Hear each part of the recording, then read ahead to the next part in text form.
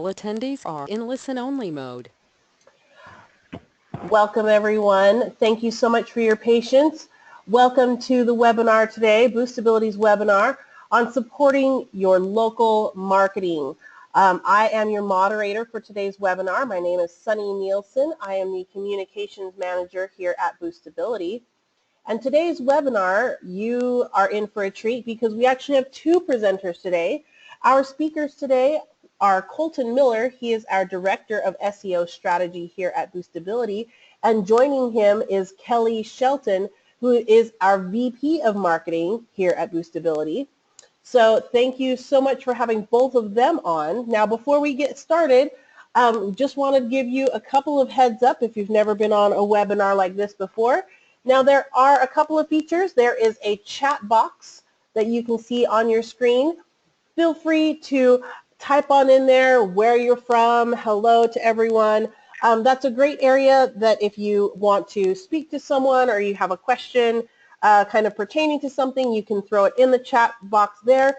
There is also a question section on the webinar. So if you have a specific question related to a slide or a topic that Colton or Kelly are talking about that you want answered, please throw it into the questions section, and we will try and cover all of those questions and answer them to the best of our ability during the Q&A section at the end of the webinar. Now, if by some happenstance we aren't able to get to your question within this time frame, we do go back through and we respond to every single person's question to make sure that you get a thorough and complete answer even after the webinar. So please feel free, say hi in the chat box or list where you're from or throw a question into the question box. And of course, our speakers today, once again, are Colton Miller, our Director of SEO Strategy, which you can follow and find him on Twitter at BigCSEO, or you can follow Kelly Shelton, our VP of Marketing, on Twitter, and he is at Kelly Shelton 32. That is Kelly Shelton 32. Those are their Twitter handles. Please feel free, reach out. You can always talk to them, of course, after the webinar. They love to get questions about these topics as well. So, no further ado, take it away, gentlemen, and I hope you enjoy your webinar. Awesome. Thanks for having us on. So diving right in, we're going to be talking about supporting your local marketing strategy, especially when it comes to either just getting started or just getting started with digital. So diving right in, we'll kind of high level go over what we're going to be covering today. So first off, we're going to be covering the elements, essentially what you need to have to play within the digital space. The site structure or structure of those elements that you're going to have to acquire, just making sure that you have kind of best practice so that you're kind of putting some forethought into building those assets. Getting more local exposure. What is that? What are those things? What can you do? What should you consider maybe outsourcing or finding somebody who's a big authority there? And then kind of lastly, the tools, the metrics, what do you really review or what do you really use to review your success online, just to determine if you're on the right track, if you need to maybe change some things up, or if it's something that you maybe should test with a few different things. Maybe there's 5 different ways to do it and you're not quite sure which one's going to be the most effective for you. So high level, that's what we're going to be covering today. With that, I'll turn it over to Kelly. He'll get us started with the first topic here. Yeah, the first thing for a business wanting to rank in local search is in your marketplace, or really any website at all, any business at all. Where do you start? What are the things that you do? And this applies to local and national businesses. But in this case, you need to before you start building a website or before you start a campaign, before you start promoting yourself online and building your presence online, take a step back and really try to understand your place in the marketplace, what products and services you want to promote, who you are, competitive advantages, your unique value proposition, and create a list. And also of those things. And the other thing you want to do is you want to create a list of your customers' most common questions. What are your customers looking for? What are some of their common concerns? What are the things that they find in your industry, and what problems can you solve? What information do they want? If you do that brief audit and you start off there, it will help you create better content and better online presence that addresses the audience that you're trying to attract better. So start there. Start there with those things first. Then next thing you want to do is you'll want to have a website. That's in today's world. Every business needs to have an online presence. So build out a website. Make sure that website is mobile friendly, that it's responsive, that it adjusts to the screen that the user is using.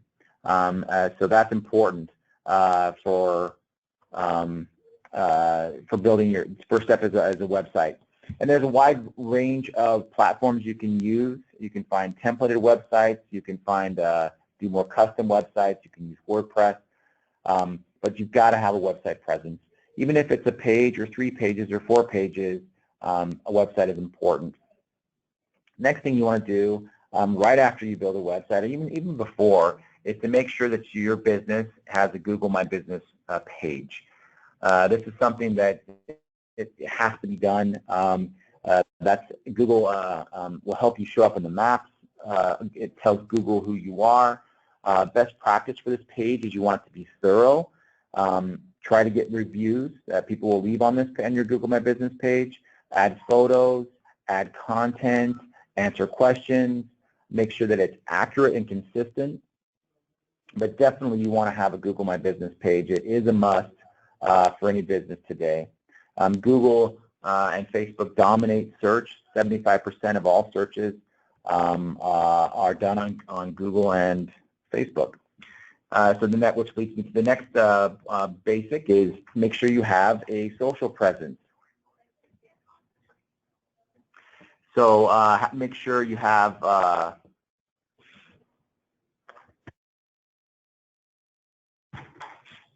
so then you want to have a Facebook page. Facebook is also important today. And every business needs to have a Facebook page. Same principles apply. Be active, be thorough, have information, good call to action information so they can get a hold of you, but have a presence and join the conversation. There's a lot of different things that local businesses can do as well. Offline activities, so for example, if you have an ad in a newspaper, if you do a billboard, or if you do a radio ad or a TV ad, be sure to include your website so people can get to you. And when consumers are ready to buy, they search, and so you want to make it easy for them to find you online. And traffic that you'll get from other sources to your website will help build your authority and presence as well. So these are some key things necessary for you to get started. Perfect. All right. So kind of the next piece again would be, how should you have it structured, or how should it be kind of managed? And that's kind of across all those platforms. So we'll dive in a little bit to kind of what that means. So starting off, service versus product. Essentially, you always want to try to start with the highest category possible and try to build your pages out from there. So as an example, you might have like, local landscaper as an example, but they might do yard maintenance. So you start off with yard maintenance, and then from there you can dive into, lawn care, and then potentially weekly mowing, whatever it might be that you might service, or you might have, hey, sprinkler repair, kind of dive in from there. So you always want to try when you're creating your website, when you're just starting those things out, even on your social media channels and all that, you want to try kind of at the highest category and then dive deeper. Products function the exact same way. If you happen to be selling, let's just say, iPhone cases, if you happen to be selling a very specific kind of iPhone cases, can you categorize them any kind of more general? So iPhone cases would be, the up category from that would be just phone cases, and then the up category for that would be accessories. So start with those high-level pages. They're going to be probably the easiest to create. And then obviously as you drill in, you can get more specific with either your services, more specific with the area that you're servicing, and then subsequently you can also hone in on the content that needs to be on those pages. If you've already covered it at the higher level, you know that you can either get more granular with it, or that you just don't need to cover it at that deeper page. Another one would be, especially if you're a service-based business, having a single location versus multiple locations. So what we advise internally here is that if you have essentially 3 or less locations, so if you only have either 1 location or 1 to 3 locations, essentially just start with creating service pages and then including the geos or the areas that you happen to have locations in the content on those service pages. If it's the case where you have, let's say, 4 or more, or let's say that you might be a franchise, so you have a lot of locations across a large area, if that's the case, you traditionally want to go the other way, where you talk about your locations first, and then what each service you provide at the locations. If it's the exact same, there's a good chance that there's going to be maybe some slight variances depending on the audience in that area, depending on what that area actually entails from geography, weather, trends, whatever it might be, as well as potentially your customers' incomes, who those customers actually are. Those can change from location to location. So again, kind of if you have 3 or less, start with service pages first and then add your location into the copy. If you have more than 4 or more locations, start with location pages first and add your services to those particular pages, just to give greater detail. Now, there is kind of a newer trend to essentially get hyperlocal keywords. So if you're saying, you know what, I have a location, let's just say it happens to be in Baytown, Texas. It's kind of far outside of Houston. That's where I am, but I do a lot of my business in Houston, so maybe I need to get very specific with my keywords, but I don't have a location there. It's highly recommended, and it's a great strategy, is to do something like job highlights or highlights for a customer or an employee, where you can essentially create a page or have content that is hyper relevant to either a specific area or a specific service that you provide, in a very natural way. As an example, doing like a job overview, you could have something like, a concrete pool with hardscaping in Houston. And you could be very specific with the exact job or the exact service that was provided, as well as either the experience for it, maybe some of the challenges, or maybe just the overall benefits, the details. And that's going to allow you to naturally expand your content, honestly, with something that you're already doing. There's a good chance if you're working in a local service like that, you're either taking pictures or you have the opportunity to take pictures or video. If you have a crew doing this, you can have them do the same thing. And obviously document it as well. How did they like the job? What were some of the challenges? What were some of the things they got over? Maybe there was a special technique on something that they could use in that scenario. It's a lot of those very hyper-specific content that your competitors aren't going to be able to duplicate, that frankly, you're doing those things already today. And so if you just take a little bit of time, document those, you can create smashing content that is just going to blow your competitors out of the water. And then kind of the last one when it comes to the site structure or just things to essentially help your business from a content standpoint is letting your reviews expand your content. Basically, take the time. Everybody gets reviews, both positive and both negative. And it's good to understand those reviews just from a customer standpoint. Take note, obviously pay attention to them. But you can potentially use that content to expand your content. Specifically, how are customers reviewing your product? Is there something that they're saying that you're not highlighting? Are they particularly saying something about either one of your features of your service or maybe about your business? Are they, noting how great the customer service is, or are they saying, hey, you know what, these guys, they may not have been the best, but they maybe were very prompt. They were always there to help me. Those are things that you can always use to highlight your business, help expand the content, or potentially add things to your content. So if, as an example, you always seem to have a review that just maybe somebody doesn't understand something, or maybe that's just a common thing that you see within your business or within your customers, you can use that to essentially then go and add something to your site and maybe help push people to like a frequently asked questions page or something like that, maybe client education page. And again, those are things that your competitors really aren't utilizing today, that if you get on board and you do that thing early, it's going to help you not only now, but in the future as well, because your competitors aren't going to be able to easily duplicate those things without taking quite a bit of time, especially if you're the first one to write it. It's all unique to you. So that's kind of everything when it comes to the site structure, kind of best practices, and obviously some content ideas as well to help you get that hyper-specific content, help you get your content off on the right foot, and get your business going down the right road. So next step would be essentially how do you expand that? And the question here summarizes it perfectly. What can you do to really expand your local footprint? And I'll give that back to Kelly. Yeah, that's great information, Colton. Your content is king, and links are queen when it comes to your local presence and building that authority online.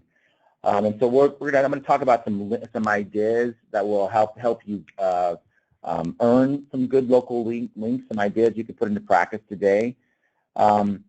It's good to review if you have people that are ranking above you for certain keyword searches. Find out what links they have. Find out who's linking back to them. And that can give you an idea of some places where you should probably consider linking to as well. So take a look at your competitors' links and see what they're doing. I should add this, that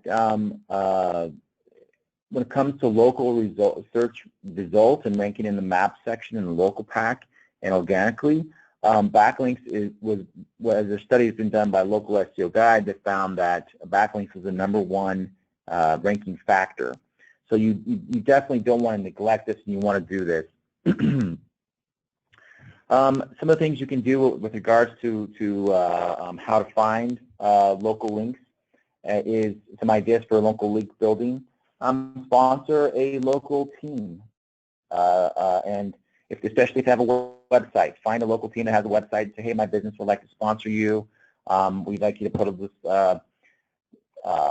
article or link on your website and link back to us. That's an easy way to do it. It's local and affordable. Also, you can find out what local magazines and local newspapers there are. Reach out to the local reporters. Ask them if they have any questions that you can write about. Reach out to those people that have a presence. You can also look for local organizations that have websites. Maybe it's a club. You can go in and sponsor that. That will help create a link. And then creating a community. Create that community of people. Find a social community that follows you. Promote your content through that social community. And oftentimes some of your content will get picked up and will be linked back to. The other thing you'll want to do from a local standpoint, and we talked about sponsorships and local links, is another strategy is to create a page on your website that talks about best plumber in Wisconsin or best plumber in XYZ city. Create content like that. A lot of consumers will search for best or top rated, and so if a page on your website talks about that, then when we're searching for those terms, that will help you be found for those particular terms. So if you're a plumber, a landscaper, try to create a page around best. The other thing you want to do is it's really important, especially for local businesses, is to get reviews. And on your Google My Business page, but also all across the web, getting reviews on lots of different websites. Yelp is one of those sites that consistently ranks. There's a lot of controversy, obviously, around Yelp and their algorithm and what reviews they show and what reviews they don't. But it is something you need to be aware of. Yelp is a business where you want to profile because they do typically rank. So getting reviews is also a great way to build links for your business. Awesome. So kind of the next piece, and this is going to dive into quite a few tools and essentially the metrics and how you want to use those tools to measure your success, especially when it comes to online. The success or the attribution to success can be very ambiguous. So it's good to have a lot of data. That way you can essentially start to tie back those interactions, those conversions, those customers, back to the places where they matter. Maybe it's a link that you built, maybe it's a portion or a page on your website, and maybe, like Kelly said, maybe it's a review site. It's good to understand where your customers are coming from. That way you know where to turn your focus, where to give the most attention if you have a small amount of time to give. That way you're maximizing the potential return that you can get on the digital front. So to start off with, essentially, there's a few tools that you have to use. If you're not using them today, or if they're not set up for you, if you've just never even heard of these things, take some time today, take an hour or two, try to go through, find them, use them, just get a little bit familiar with them, and I can assure you that they will pay tenfold with what you'll actually receive from insight from these tools. So to start off with, Webmaster Tools is a must. Not only is it a tool given by Google, but it's a tool that essentially, if you have any issues with your site, Google is very good about saying, hey, this is an issue or something that we're experiencing on our end, to essentially give you the tools that you need to make sure that your website can be found on the search engines. They also can help you if it's the case that maybe you've worked with somebody in the past and maybe your visibility went from being good to bad. They could potentially help you highlight or help you understand some issues that they might be encountering or that you might have encountered on your website, and essentially how to fix those. So Webmaster Tools is a great place to start, and it ties right into the next one, which is Google Analytics. Analytics is basically the main data source for your website, for your traffic, for where your traffic is coming from, who your users are, how are they actually using your site. It's a phenomenal tool, and usually if you do one, you can actually get both. So by adding a little bit of code on your site, you can actually get both Analytics and Webmaster Tools without any more effort past that. So again, Google Webmaster Tools where you want to start, Analytics is where you want to start. Kelly? Yeah, I was just going to chime in that there's Webmaster Tools and is also commonly referred to as Search Console. So Google Search Console. So if you're searching for that, then you may find it under Search Console as well. Yeah, good point, good point. Another one is going to be any sort of keyword tracking. So this could be tools like ProRank Tracker, Moz if you have a paid subscription, Rank Ranger, Authority Labs. There's a lot of them out there, but basically you want to make sure that you have at least some keywords that you're tracking just to see how well you're doing, not only from a ranking standpoint, but also from just kind of a holistic visibility standpoint.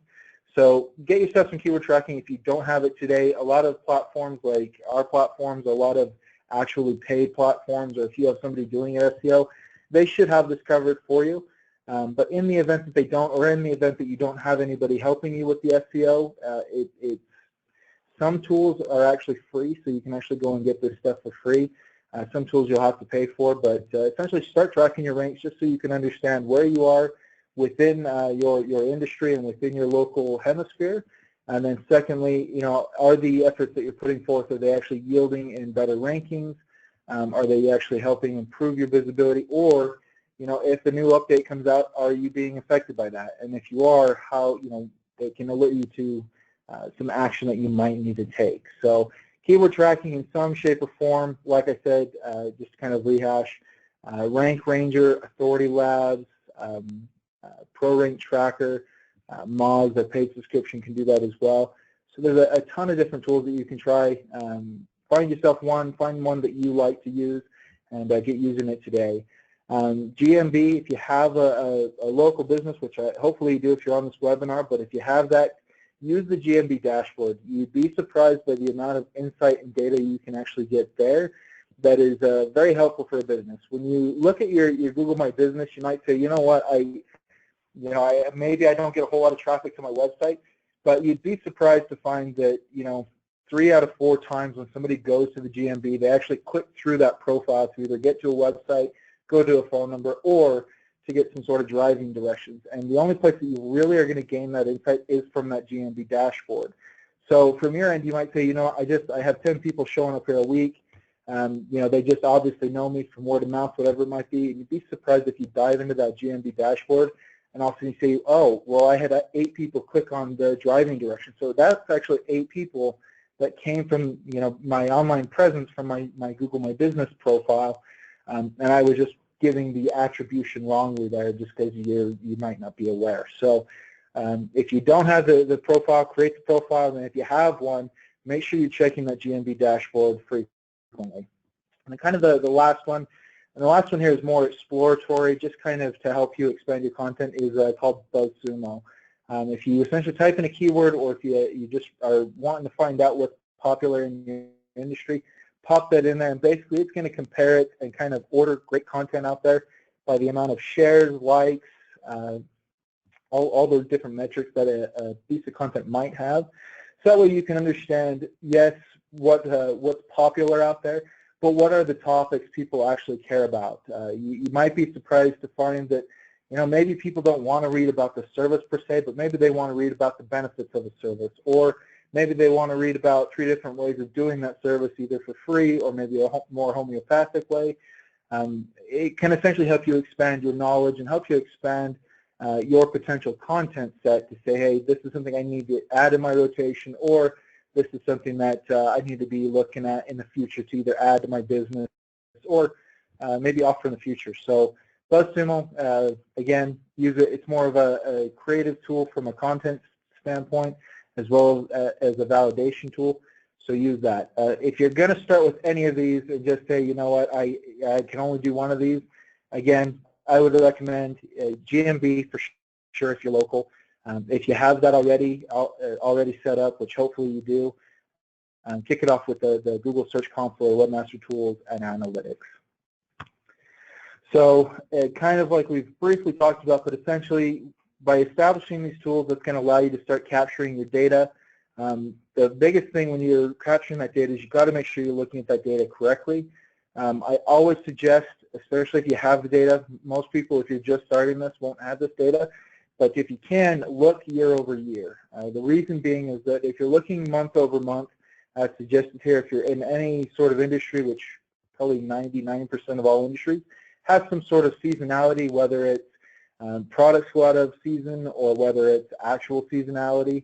And that can make month over month viewing of data a little bit skewed. You might see one month really high, next month really low, and you may have actually gained positions within the search engine. So if you can, start with year over year. If you can't, look at month over month. And then with that, try to attribute, if you're looking at things like Google Analytics and you're looking at your traffic, try to attribute local factors as well. So you might find that, hey, when a certain event came into a town that really boosted my business, or maybe that hampered my business, or when a certain weather event happened, maybe that helped or hindered or whatever it might be.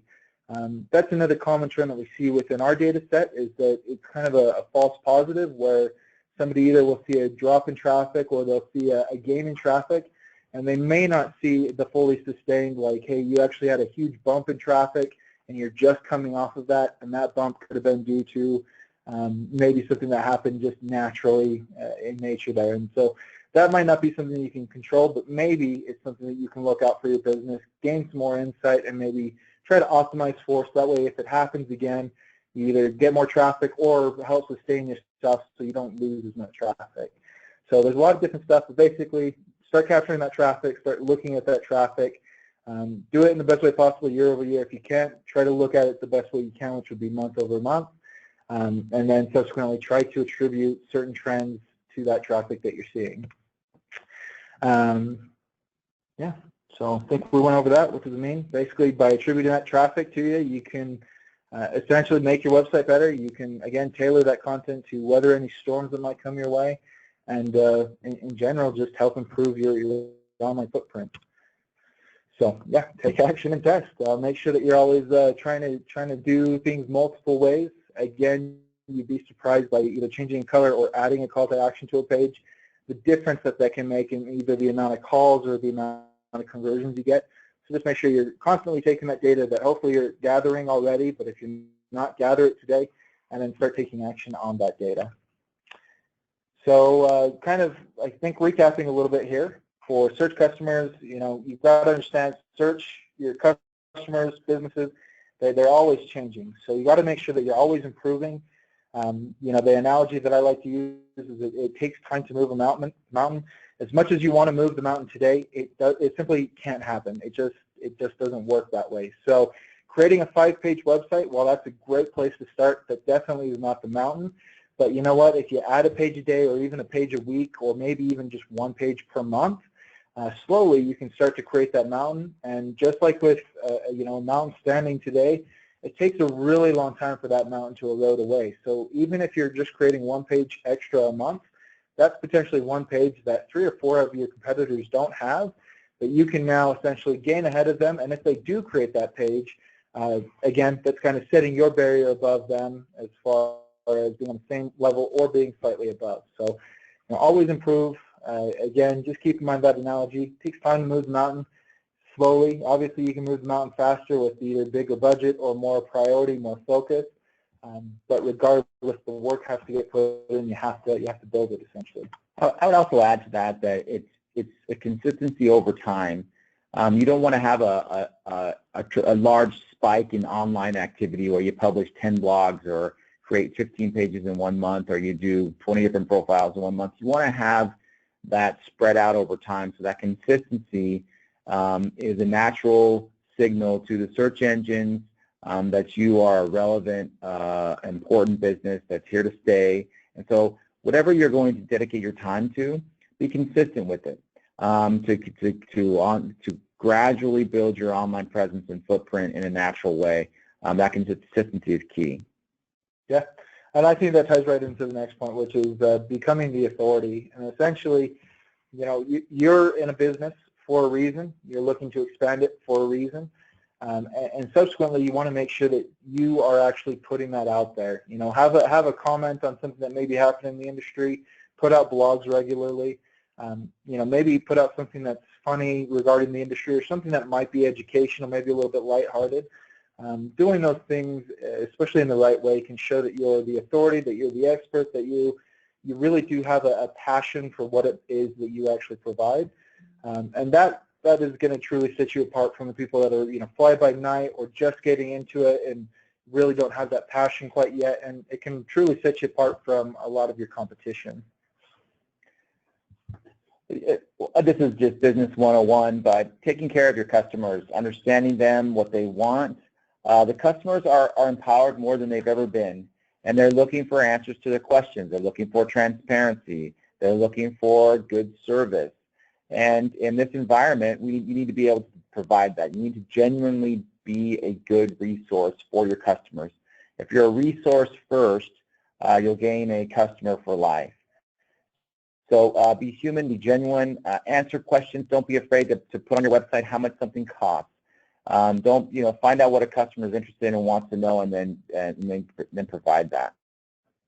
Yeah, I mean, and tagging right along with that, you got to keep in mind that you're the business, and that basically means that it's your attitude, it's your tone, it's your style that's going to really set your business apart, and that's truly the one thing that nobody else out there can duplicate. And so if you're putting your particular spin or your style into your business, and maybe how you deal with your customers or how you perform your service, those things are going to be really what people either remember or what they recall when they think about your service or recommend your service. And you want to make sure that it's one of those where it's not generic, it's not bland, it's not easily reproduced. You want to make sure, again, that it's you. And probably the easiest way to do that is by just being yourself.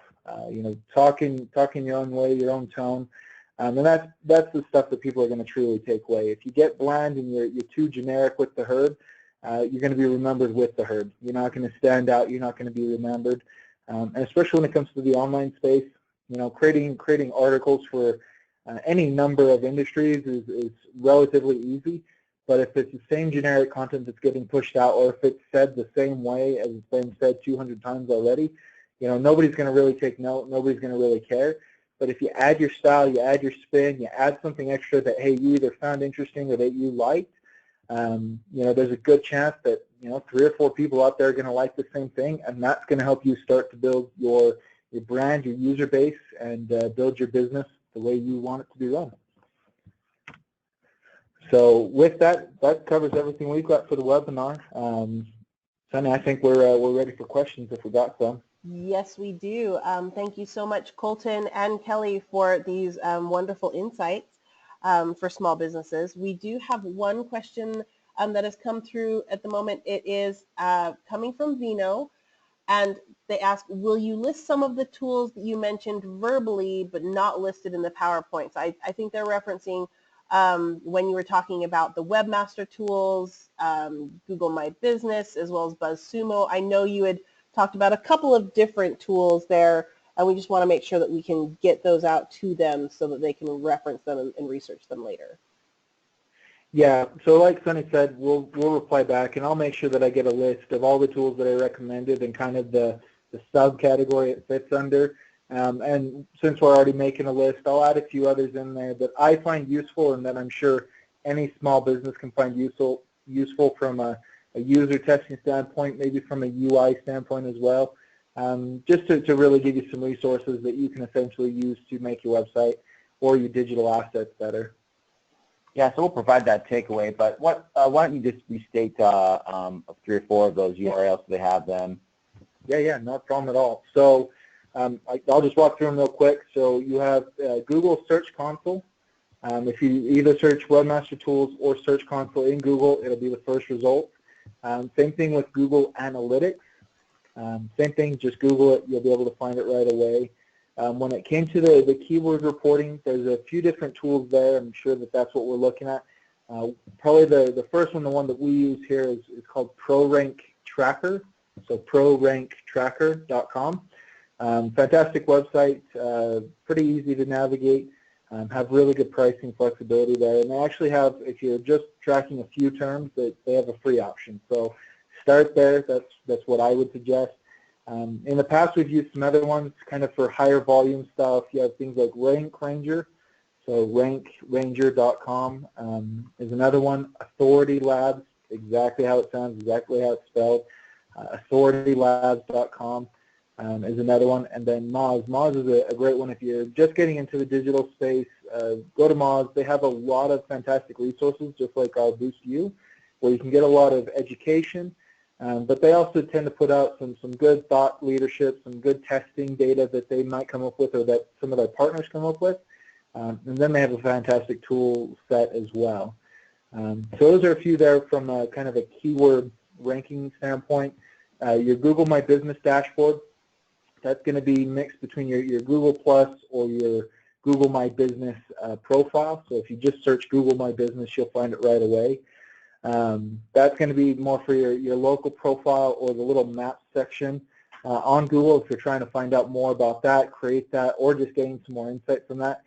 Google My Business, just give that a search. And then the last one is that BuzzSumo that we had talked about. That one's more of a content creation, content validation platform, as well as just an ideation platform. If you're really stumped and you just don't know how to write about dentistry, or if you're not quite sure what popular topics there are about dentistry as an example, throw that topic into BuzzSumo, and it can give you some of the best content out there that's gotten the most shares, gotten the most votes, gotten the most likes. And you can either try to replicate that in a better way, or you can find something similar, or you might find, there's maybe a better series or something else that I can talk about that really nobody else is hitting on here. So that's just kind of a quick recap of some of those tools.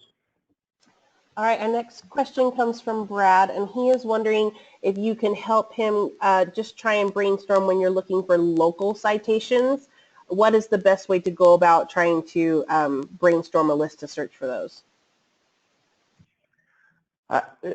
We partner with a company called Yext, Y-E-X-T. They have a great scanning tool, and we also use them when we're creating local profiles and citations. And through their tool, that's part of our SEO service, but you can also use them directly. You can they'll have a list of the most important local profiles and citations where you list your business once. And then Yext through their service, will populate all of those listings and ensure that your name, address, phone number is consistent. So that's a tool that you can use that will give you a list and as well as get you in all of those lists. So I would use, and I think Yext on their website will tell you, here's the dozens of different profile sites where your business needs to be listed. So just to add to that real quick, and something that can help you out as well, if look into Yext for sure, look into some other providers as well. Probably the one that I would suggest, and just to get you at least started with a direction, or the first 2 or 3 that are going to be core and key to you, is do a Google search for some of those keywords, and maybe some of those broad keywords for your industry and for your area, and look who shows up. You might find that, as an example, Apple Maps is a really key one. That happens to be one of the top ones that show up. Or it might be Yelp, or something like that, where it's a different site, it's a citation site, but it might not be the very first one on your mind. But if that's one of the top ones showing up, A, you're potentially missing customers if you're not there, and B, those are typically going to have a lot of high relevance, high trust when it comes to getting your information on there and having it linked back to you from that citation standpoint. So from my end, I would say, yeah, do the X thing, get yourself found as far as where you're at and where you might be included, or what information's out there. And then if you're just trying to start out from the very beginning, do a few Google searches, see who's showing up, and make sure you're in there to begin with. Thank you so much for that insight, gentlemen. We have one more question that we have listed right now, and it comes from Amanda. And she has one nail salon, and she wants to open a second nail salon, but she's wondering what is the best way to try and differentiate those, since they offer the same service. Yeah. So kind of what I had recommended, especially when it comes to 1 to 3 locations, is in this scenario where really the services aren't going to be that different, and you don't really have that many locations. Obviously, you want to make sure that you have an About Us page or a Contact Us page that's listing both. But within your copy, you just want to simply put your area, or put where you're putting that store into the copy. So, nail salon, if you have like a manicure page on your site, you want to make sure that you're going in, you're putting in specifically, your 2 areas that you're offering it in, as well as maybe a few surrounding cities.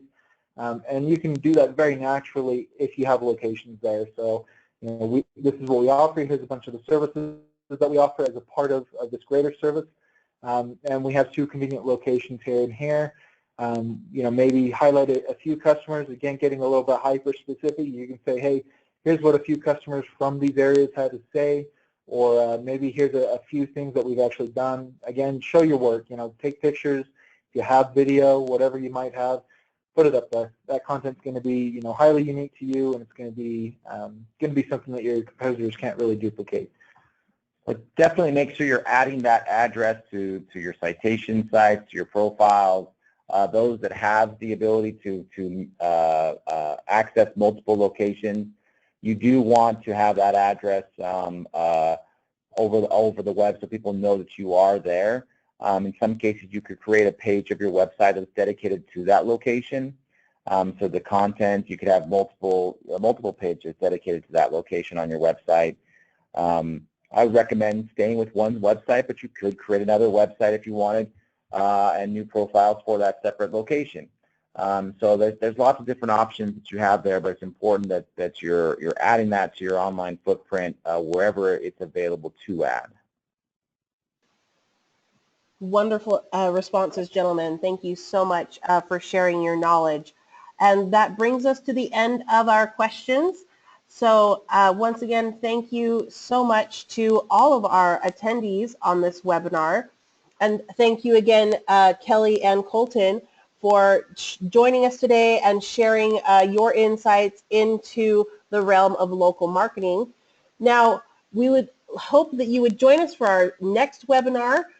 We're so happy that you joined us today. Please feel free to follow us on Twitter at Boostability. You can follow Colton and Kelly. Colton is Big C SEO, and Kelly is Kelly Shelton 32 on Twitter. And of course, again, please sign up for our next webinar. You can see a recording of this webinar will be up on our website in approximately 24 hours. If you go to www.boostability.com/boost-u, a recording of the replay of this webinar will be available there. And we do hope that you will sign up for our next webinar. And again, if you still have questions about SEO, or if your business needs SEO services, Boostability is, of course, available to you to help you in that realm. You can find it at boostability.com/boost SEO. and we would be happy to talk to you if you need any additional help. But otherwise, we hope to see you on our next webinar. So once again, thank you so much for joining us, and we hope you have a fantastic day. Bye-bye.